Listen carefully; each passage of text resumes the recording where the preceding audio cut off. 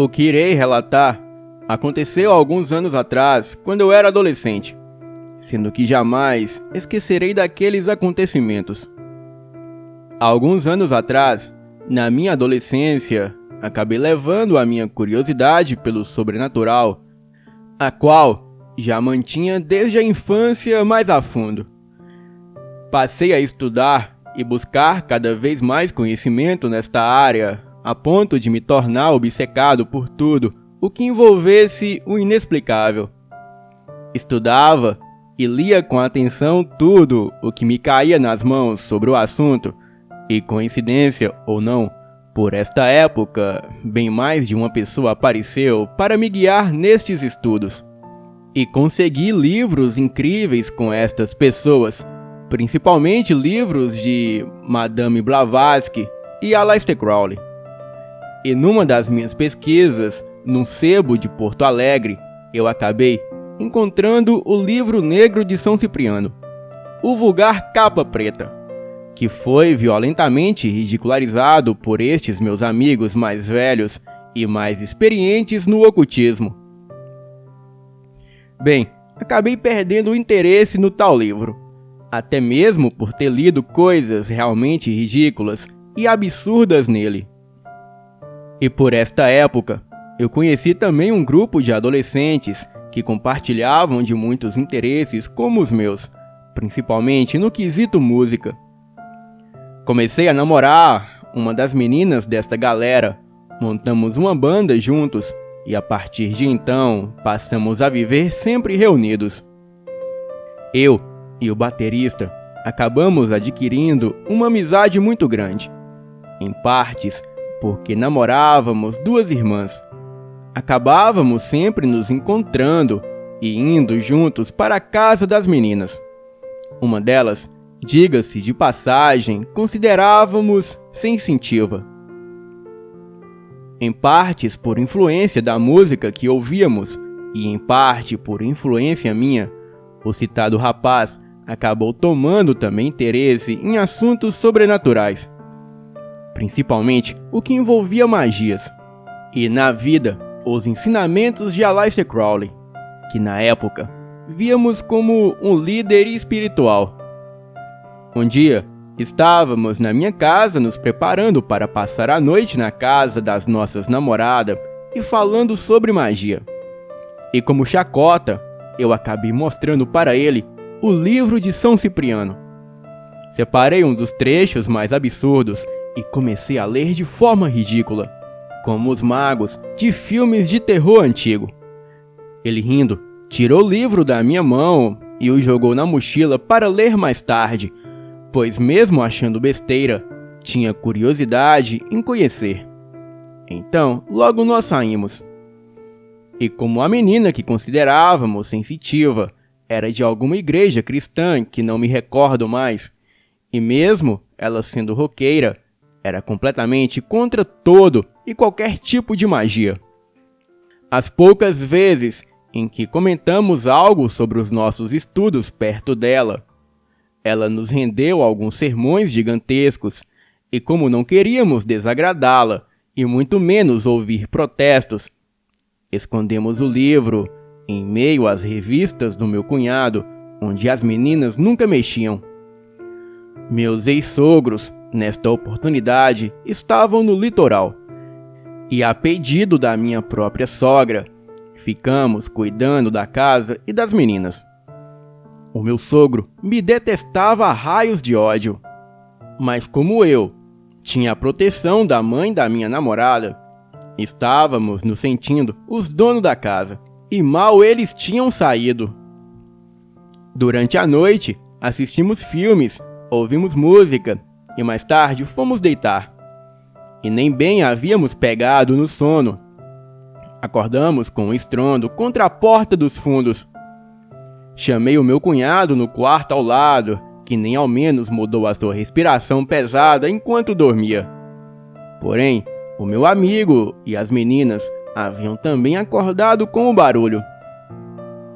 O detalhe é que havia um cão de raça Rottweiler no canil, de onde podia enxergar o pátio todo, inclusive essa porta, e que não parecia ter notado qualquer coisa diferente, pois continuava em silêncio.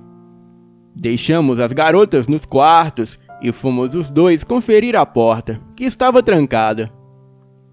Tomamos coragem, juntamos um facão, que é um tipo de faca enorme como se fosse uma espada, muito típica aqui do sul, usada para abrir caminho em meio a matagal, e saímos no pátio, temendo algum assaltante. Abrimos a porta e saímos, e notamos que não havia sinal algum de pessoa pelo pátio e nem na rua. O cão, nem com o nosso movimento perto do canil acordou. Voltamos para dentro, acalmamos as gurias até que dormissem e voltamos para a cozinha, onde ficava a porta dos fundos, para tomar um café e conversar um pouco, pois nós havíamos perdido o sono. A porta ficava ao lado da pia, onde estava escorado meu amigo, e eu, sentado à mesa, podia vê-lo tranquilamente, enquanto olhava o que ele fazia. E não havia nem 5 minutos de conversa passado, e ouvimos outra pancada na porta, tão forte que eu pude ver a mesa sacudir-se toda. Pulamos de susto e ficamos apavorados com aquilo. E por incrível que pareça, desta vez, ninguém dentro de casa acordou. O que é algo inacreditável, dado o barulho que a porta de madeira fez, pois parecia que alguém chutava a porta a ponto de rachá-la. Brancos de medo, aos cochichos e ainda temendo um assalto, decidimos que um de nós empunharia o facão e o outro abriria a porta para descobrir o que era. Quero dizer que nenhum de nós era muito corajoso. O que não estou em momento algum me gabando de termos feito isso. Foi uma irresponsabilidade enorme cometida por 2 adolescentes um tanto burros no apavoramento do momento. Estávamos com tanto medo que queríamos mandar o que quer que fosse embora. E como o terreno não tinha muro muito alto, era bem fácil entrarem bêbados ou viciados no pátio. O bairro não era dos piores, mas havia um albergue para moradores de rua por perto, e como era de se esperar, muitos mendigos rondavam o lugar esperando conseguir comida. Sendo assim, a nossa esperança era encontrar um bêbado qualquer, e na pior das hipóteses, um chapado, como chamávamos os drogados. Na verdade, até aquele momento, acreditávamos que algum dos nossos amigos estivessem nos sacaneando, tentando nos assustar por saberem que estávamos sozinhos em casa.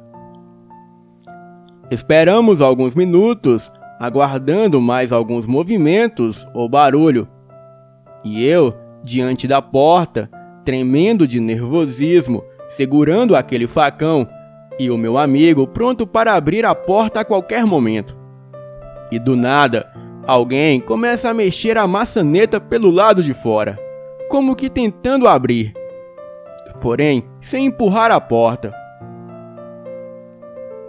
A porta já estava aberta, e no momento em que a maçaneta parou, o rapaz que estava comigo escancarou a porta, e para nossa surpresa, não havia absolutamente nada do outro lado. Saímos os dois novamente para a rua, confusos, andamos pelo pátio todo, olhamos embaixo da casa e em cada canto do terreno, até em cima das árvores, e nem sinal de outra presença além da nossa. Não teria dado tempo de o que quer que fosse fugir, pois não passaram mais que segundos entre a maçaneta se mexer e abrimos a porta. E em todo esse tempo, o cachorro sequer mudou de lugar no canil. Parecia morto dentro da casinha. Não estávamos bêbados e nem sonhando. Não usávamos drogas e nem tínhamos visto algum filme que deixasse a nossa imaginação fértil. Entramos novamente perturbados para dentro E mal havíamos fechado a porta, e a menina, que acredito que até hoje ela é sensitiva, ela acordou chorando no quarto, mandando tirar de dentro da casa, o mais rápido possível, o livro preto que escondemos em algum lugar. Ficamos pasmos e ainda mais confusos. Enquanto meu amigo foi buscar o livro no quarto, ela contou que sonhou que uma névoa negra estava envolvendo a casa por causa de um livro ruim que tínhamos colocado lá dentro sem permissão, como se fosse uma energia negativa. E aquilo estava atraindo demônios para perturbar a paz do lugar, pois ela era cristã. E repito que ela não acreditava em espíritos, fantasmas e coisas parecidas. E então ela desandou a chorar de novo. Jogamos o livro numa sacola e colocamos na rua até amanhecer. E quando pretendia levar de volta para casa, pois achava que ela nos tinha visto esconder, estava inventando uma lorota qualquer para me fazer jogar o livro fora. O problema é que mais tarde, recapitulando tudo, lembramos que na hora em que o escondemos, as meninas estavam na padaria, comprando coisas para o café, e o meu cunhado estava pregado na frente do videogame, e justamente por isso resolvemos esconder o livro naquela hora em que ninguém poderia ver. E durante toda a noite, mesmo com os barulhos que ouvimos e fizemos, o meu cunhado não acordou e nem viu nada. Assim como o cachorro que normalmente, a qualquer barulho, começava a latir. Até hoje, eu acho que nenhum de nós descobriu o que foi aquilo. Passamos uma semana ouvindo sermões da menina, e o livro eu nem sei onde foi parar. Eu não lembro o que fizemos dele. Acho mesmo que acabou indo para o lixo, porque eu nem lembrei de buscá-lo mais tarde. Acabei com o tempo me afastando desses estudos e práticas, e também daquelas pessoas. Obviamente eu continuo sendo extremamente interessado pelo sobrenatural, mas não daquela forma obcecada como eu era. E o tempo, apesar de tudo que presenciei, tratou de me tornar um cético teimoso. Aconteceram ainda muitas outras coisas naquela casa em diferentes oportunidades. Muitas pessoas dizem que eram porque estudávamos magia e espiritualismo e tentávamos praticar o que aprendíamos. Outros dizem que eram fenômenos psicológicos, sugestão mental, etc. Eu mesmo não tenho nenhuma teoria muito convincente formada. E embora não acredite em muitas coisas, eu classifico essa experiência como sobrenatural. Boa noite.